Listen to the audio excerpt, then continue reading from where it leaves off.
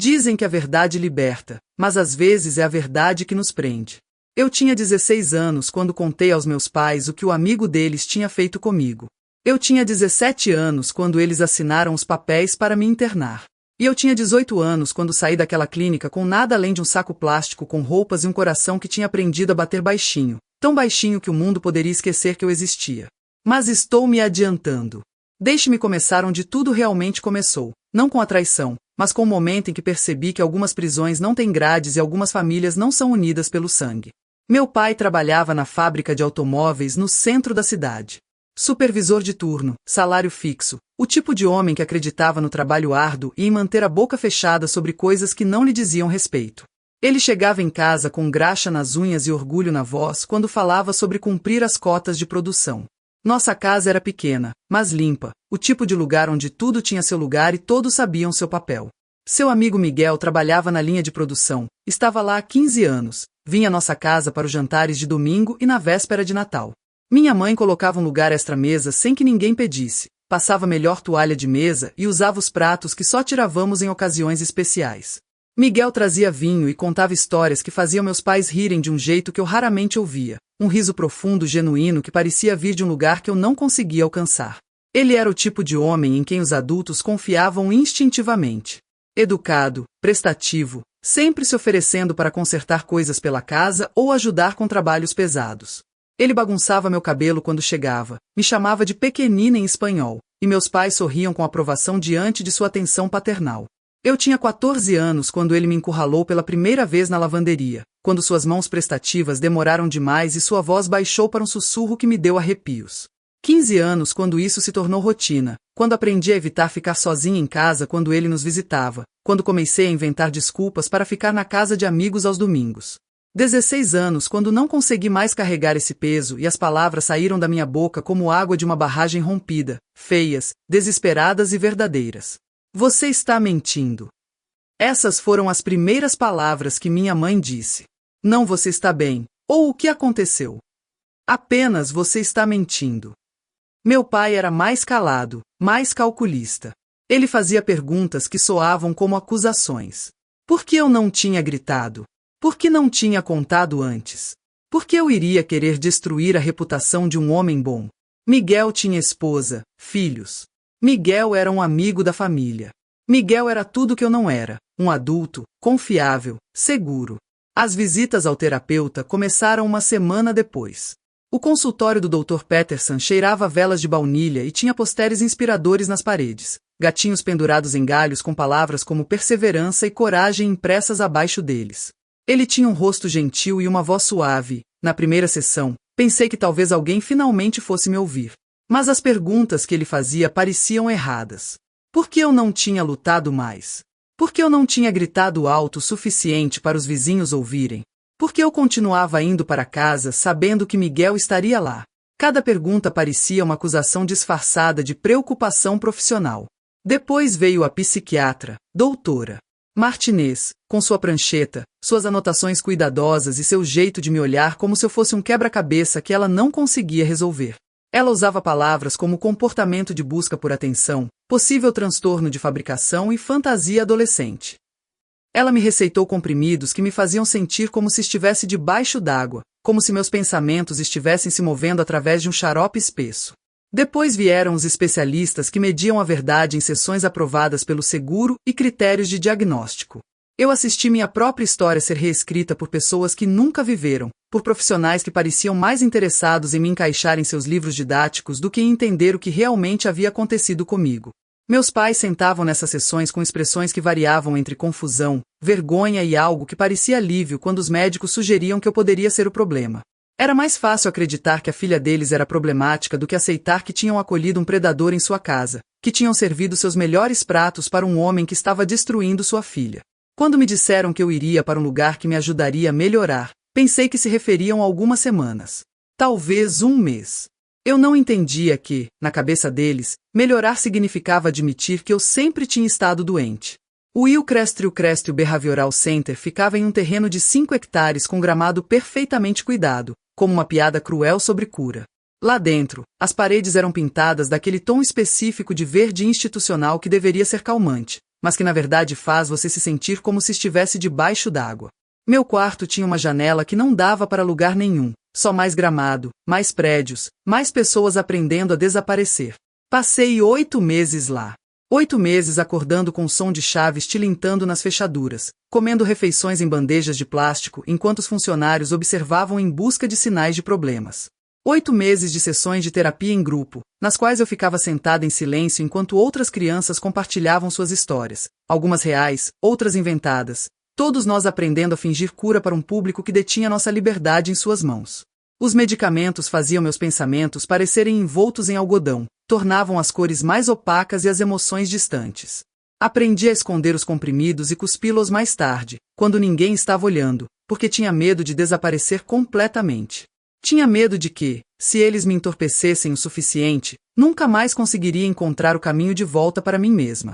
8 meses de visitas da família, em que meus pais se sentavam à minha frente na sala de visitas, falando em voz baixa sobre o tempo, o trabalho do meu pai e qualquer coisa, menos o motivo pelo qual eu estava ali. Trazem revistas e doces da máquina de venda automática, guloseimas que parecem desculpas que não conseguem pedir. A pior parte não era o isolamento, a medicação ou mesmo a forma como alguns funcionários nos olhavam como se fossemos brinquedos partidos que talvez nunca pudessem ser consertados.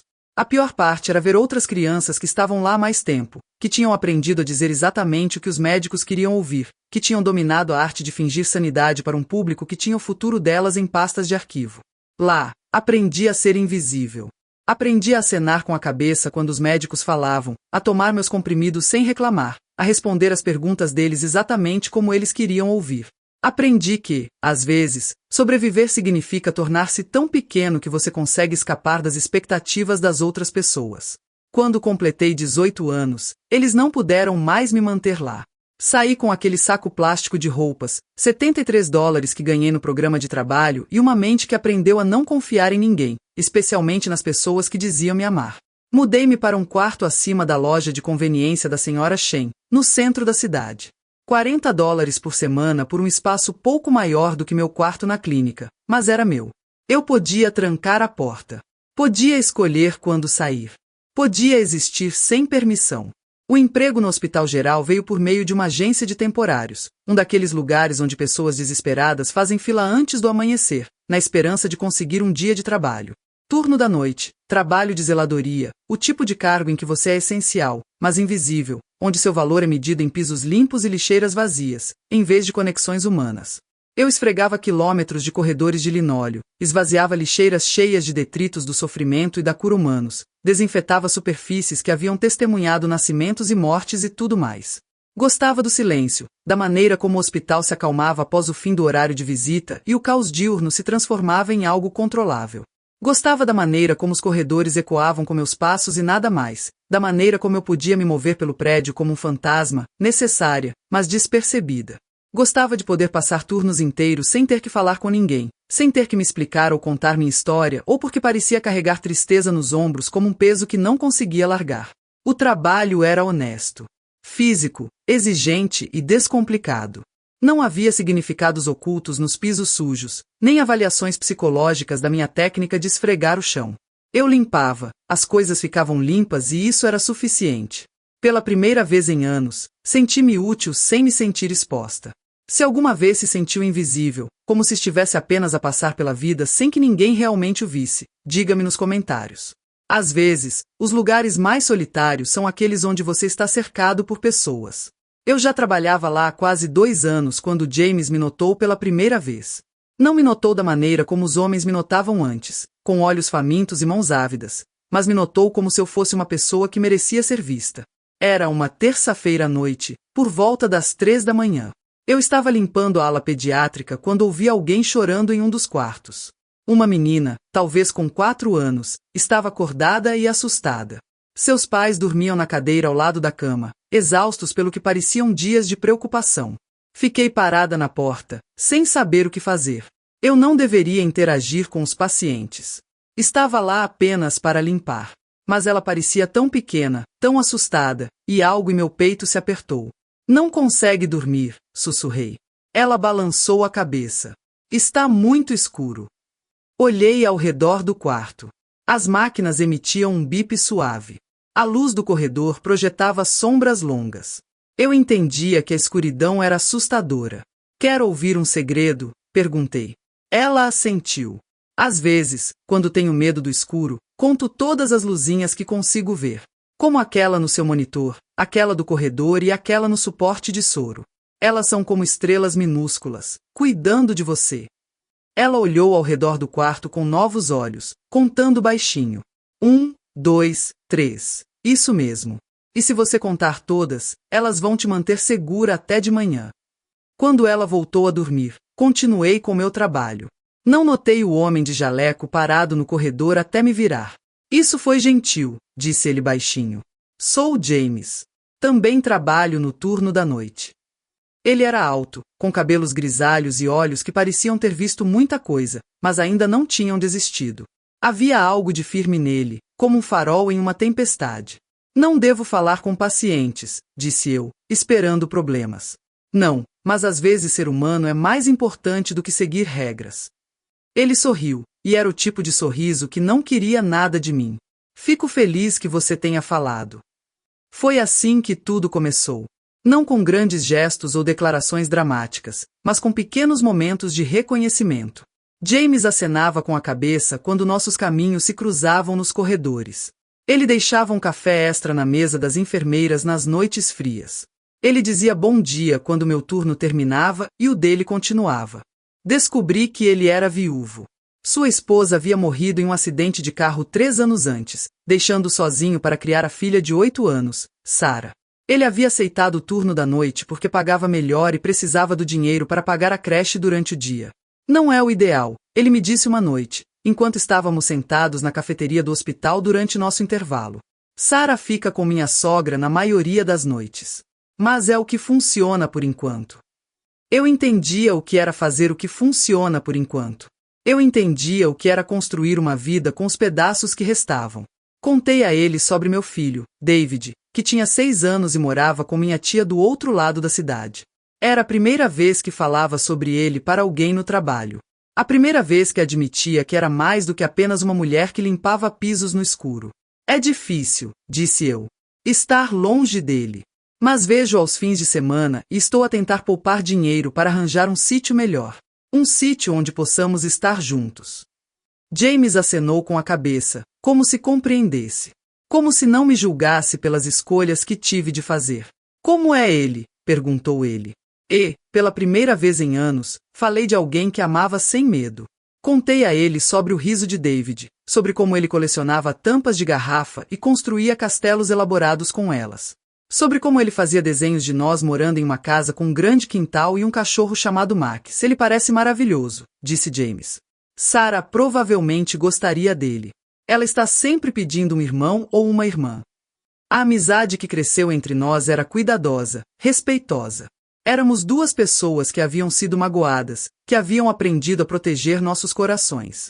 Mas havia algo curativo nas conversas tranquilas, na maneira como ele verificava se eu estava cansada, na maneira como eu me certificava de que ele comesse algo durante o intervalo. Os meses se passaram assim.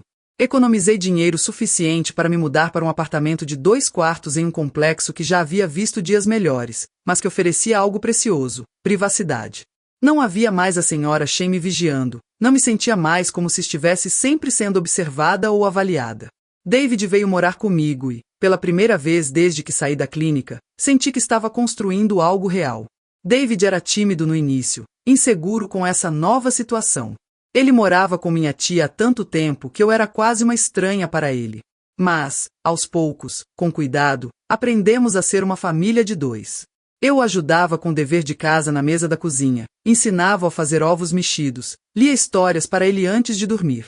Coisas simples, cotidianas, mas que pareciam revolucionárias para mim. James me ajudou na mudança, aparecendo com sua caminhonete, uma garrafa térmica de café e aquela competência discreta que eu estava começando a associar a ele. Ele não fez perguntas sobre por que eu estava morando sozinha ou onde David tinha estado antes. Ele apenas carregava caixas, montava móveis e se certificava de que tínhamos tudo o que precisávamos. Sarah também veio, tímida no início, mas rapidamente se aproximando de David. Ela era mais velha, mais madura, mas havia algo nela que respondia à natureza gentil de David. Eles jogavam jogos de tabuleiro enquanto James e eu desempacotávamos, e suas risadas enchiam o apartamento com um som que eu não ouvia há anos. Podemos brincar de novo na próxima semana? Ela perguntou quando estavam indo embora, e a esperança em sua voz fez algo em meu peito apertar. Vamos ver, disse James, mas ele estava olhando para mim com uma pergunta nos olhos, um convite que eu não tinha certeza se estava pronta para aceitar. Sim, eu disse, porque estava cansada de ter medo, cansada de deixar o medo tomar decisões por mim.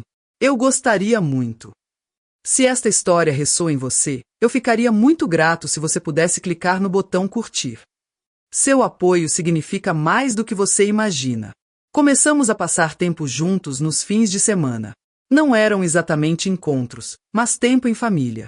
James trazia Sarah e nós cozinhávamos juntos, ajudávamos as crianças com o dever de casa, assistíamos a filmes no meu sofá usado. Era doméstico e comum e mais bonito do que qualquer coisa que eu já havia experimentado. James era gentil com David, nunca tentando substituir o pai dele, mas se tornando uma presença constante na vida dele. Ele ajudava com o dever de matemática, ensinava ele a jogar beisebol, ouvia as histórias dele sobre a escola com interesse genuíno. E eu via Sarah florescer com a atenção de ter outra mulher na vida dela. Ela me ajudava na cozinha, me pedia para fazer tranças no cabelo dela, adormecia no meu ombro durante os filmes. Ela nunca me chamava de mãe, mas começou a me chamar de sua. Esta é a minha Sarah, eu dizia às pessoas. Este é o meu David. James e eu nunca conversamos sobre o que estávamos nos tornando. Éramos muito cuidadosos com isso, muito conscientes de como as coisas boas podem ser facilmente perdidas. Mas estávamos nos tornando algo. Uma família que ninguém planejou, mas que todos precisavam. O casamento foi pequeno. Só nós, as crianças e um juiz de paz no tribunal do centro da cidade. Eu usei um vestido azul simples que Sarah tinha escolhido. James usou seu melhor terno e carregava um buquê de flores compradas no supermercado que David insistiu em comprar com sua mesada. Você aceita esta mulher como sua esposa? Perguntou o juiz. Aceito, disse James, com voz firme e segura. Você aceita este homem como seu marido? Aceito, eu disse, e foi com toda a sinceridade de meu coração partido e curado. Nos mudamos para uma casa com quintal. Não era grande, mas tinha espaço suficiente para as crianças brincarem e para plantarmos uma horta. David ganhou um cachorro, não era o Max, mas um vira-lata do abrigo chamado Bunny, que dormia aos pés da cama dele e o seguia para todos os lugares. Durante 3 anos, fomos felizes. Não era perfeito, mas éramos felizes. James conseguiu um emprego no turno diurno. Fui promovida a supervisora no departamento de limpeza. As crianças iam bem na escola. Passávamos as férias no lago, fazíamos festas de aniversário no quintal, discutíamos sobre quem era a vez de lavar a louça.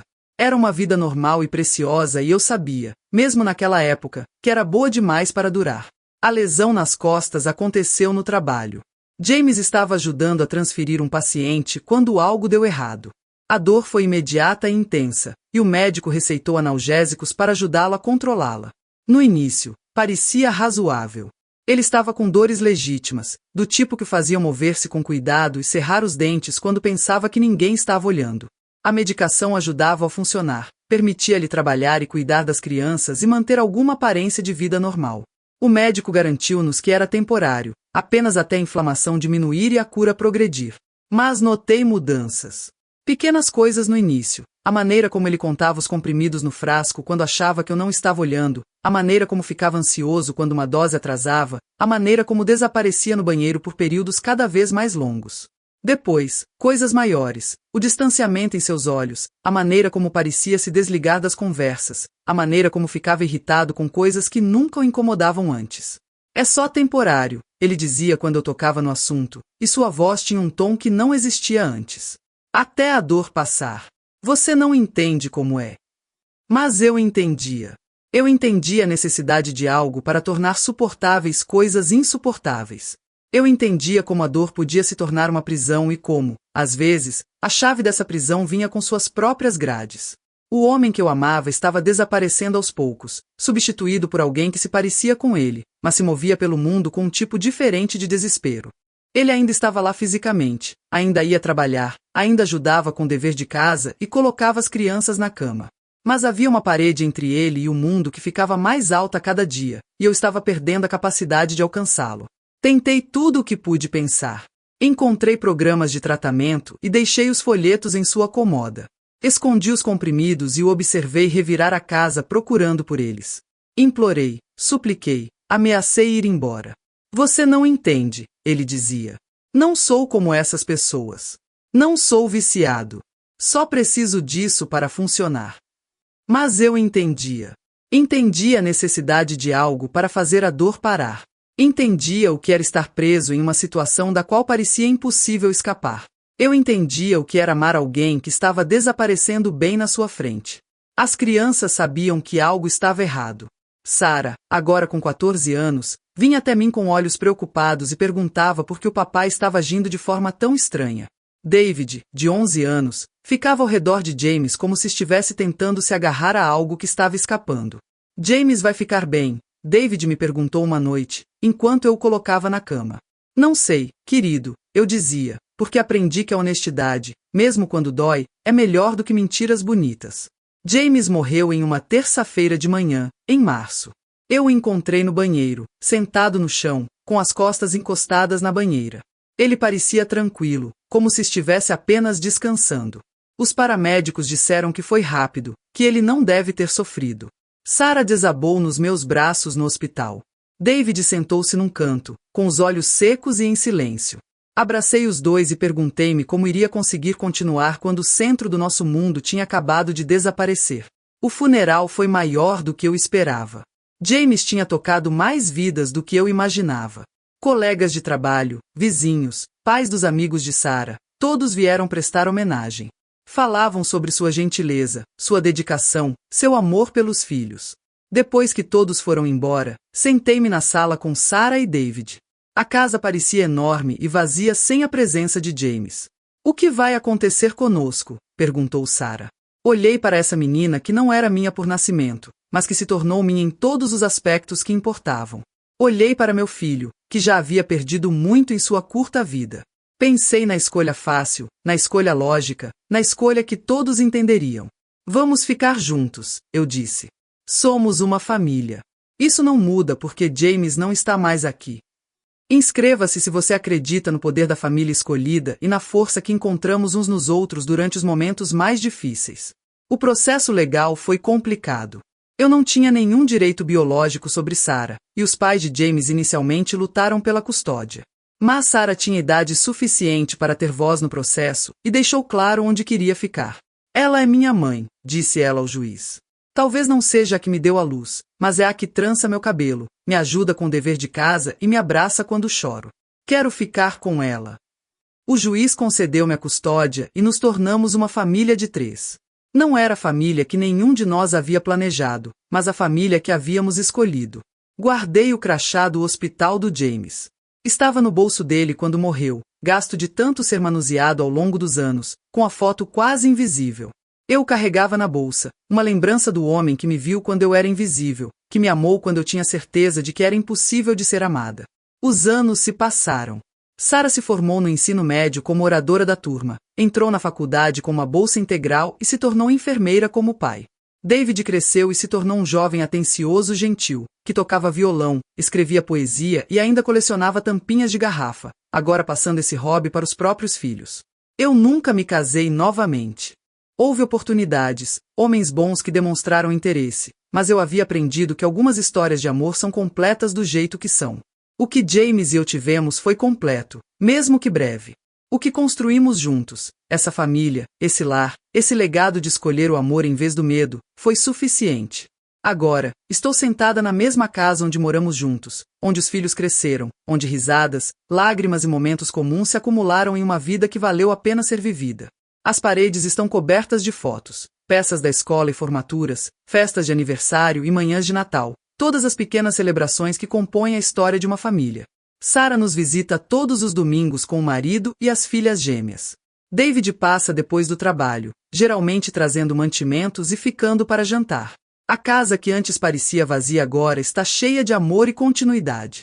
À noite, antes de dormir, seguro o crachá de James na mão. O metal está quente ao meu toque, familiar como uma oração. Penso na adolescente que foi presa por dizer a verdade, que aprendeu a sobreviver tornando-se invisível. Penso na mulher que limpava pisos no escuro, que acreditava que não valia mais do que as sombras pelas quais passava. Penso na família que construímos a partir de pedaços quebrados, no amor que cresceu nos espaços entre nossas feridas, nas crianças que aprenderam que família nem sempre é uma questão de sangue, mas sempre uma questão de escolha. E penso em todos os heróis silenciosos que caminham entre nós, aqueles que limpam pisos, trabalham no turno da noite, criam filhos que não são seus, amam pessoas que estão quebradas e escolhem a esperança quando o desespero seria mais fácil. Alguns de nós nunca são resgatados, então aprendemos a nos resgatar e passamos o resto de nossas vidas resgatando os outros.